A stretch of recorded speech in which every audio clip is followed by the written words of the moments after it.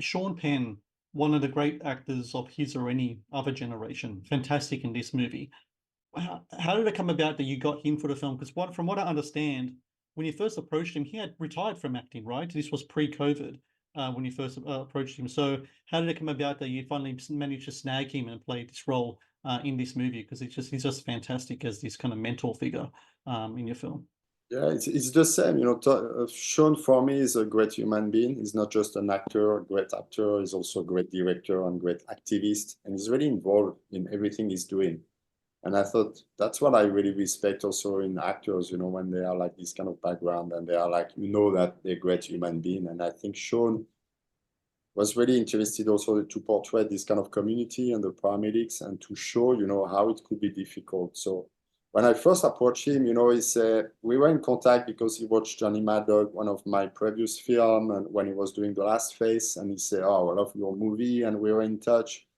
And when I got the book, I said, Sean would be the perfect guy, So I called him and I said, Sean, I have a project. I would love for you to do it.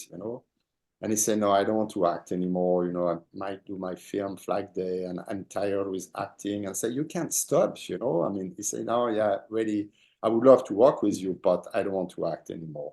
And it's going to be difficult. It's going to be a long training and stuff. And I'm not in the mood. And then he said, but I would love to meet with you one day. If you come to LA, please give me a call. So after that, I said, okay, I need to go to LA. I need to convince him, So I called him back a week later. I said, Sean, yeah, I'm coming to LA. Can we get a coffee together? And he said, yeah, where are you going? He said, I'm going to the hotel. And how long are you going to stay? I said, I'm going to stay for a week. He said, please, if you want, come to my house and we can hang out together, in my house. And so I spent like 1 week with Sean in his house, discussing about the movie, discussing about life, discussing about this job. And we became friends. And it shows also the generosity of Sean, so then he invites you, for a week staying with him. I couldn't convince him at this time. He said, really, I don't want to, but I'm going to help you to do this movie. And then the time passed, and then you try to with different actors and stuff or whatever. And then the pandemic. And then during the pandemic, he worked a lot with his NGO, CORE.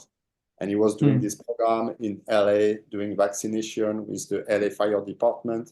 So he was involved with all these people, this community, the first responder community. And suddenly he also realized, how great these people are and how little we know about these guys. And when I called him back, after the pandemic, I said, okay, we're going to start the project again. And please, do you want to do it? He said, yeah, this time I think I'm going to do it because I'm ready for it. And I really want to do this movie. And I'm glad he did it because he's an amazing actor, an amazing human being, and he's incredible in the movie. Thank you for watching the Matt's Movie Reviews channel. Please subscribe for more reviews, podcast interviews, and exclusive content.